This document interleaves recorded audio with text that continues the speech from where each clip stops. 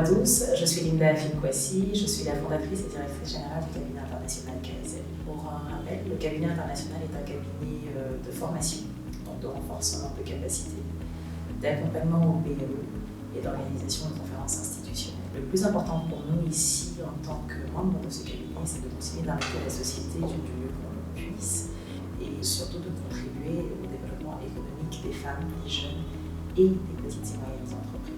Aujourd'hui, je souhaiterais vous parler d'une thématique qui me tient particulièrement à cœur, qui est la santé mentale.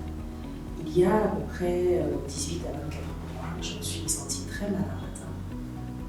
Je ne comprenais pas ce qui se passait. J'étais au travail, j'ai eu un gros vertige et une sensation de nausée, si je peux le dire ainsi. Et je me suis retrouvée à appeler ma mère pour lui expliquer un peu comment je me sentais et j'avais très peur.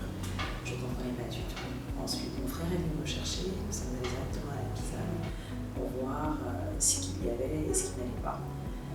J'ai fait tous les tests, vraiment un bilan de santé complet, et je me suis rendu compte que je ne souffrais de rien. Mais j'avais le cœur qui battait très vite, j'étais particulièrement angoissée et j'avais peur de tout.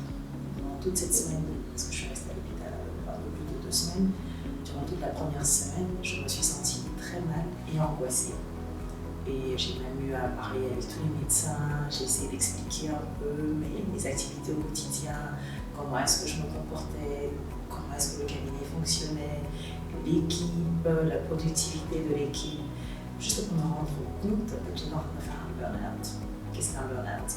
C'est ce que je viens de vous décrire. C'est une angoisse particulière qui nous rend complètement incapables de travailler, qui nous rend complètement pas productifs et qui joue vraiment sur nos émotions, notre cœur. J'ai fait donc 2 semaines à l'hôpital.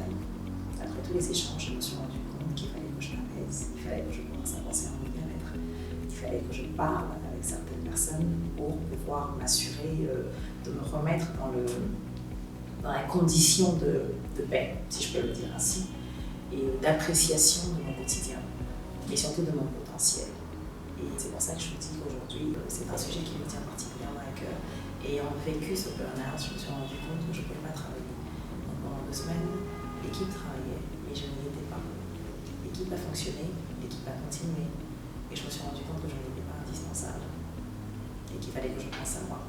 Et pour pouvoir être productive, pour pouvoir rajouter à la productivité du cabinet, il faut que je sois en bonne santé, il faut que je sois équilibrée, il faut que je puisse gérer mes émotions, et il faut surtout que je prenne soin de moi. Donc cet atelier que nous organisons sur la santé mentale est vraiment un atelier pour pouvoir parler sur comment est-ce qu'on évite ces situations d'angoisse et de stress. Comment est-ce qu'on devient beaucoup plus productif en entreprise et comment est-ce qu'on balance la vie professionnelle et la vie sociale. Comment est-ce qu'on se retrouve à être productif et épanoui en même temps. Et je pense que ce que je viens de vous décrire, on le vit tous. On a peur d'en parler et on n'a pas vraiment les bonnes personnes en face de nous, parfois, pour en parler.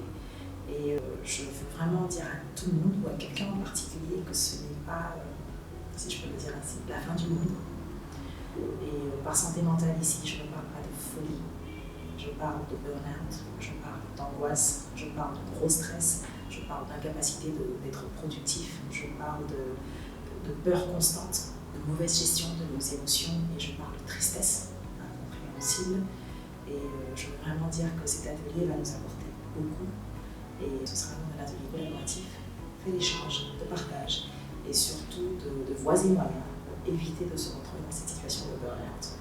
Donc la santé mentale pour moi sera liée automatiquement au bien-être, sera liée automatiquement à la productivité et également à l'épanouissement d'une personne dans son écosystème, dans sa famille et à sa capacité de pouvoir avoir l'équilibre nécessaire entre vie professionnelle et vie personnelle.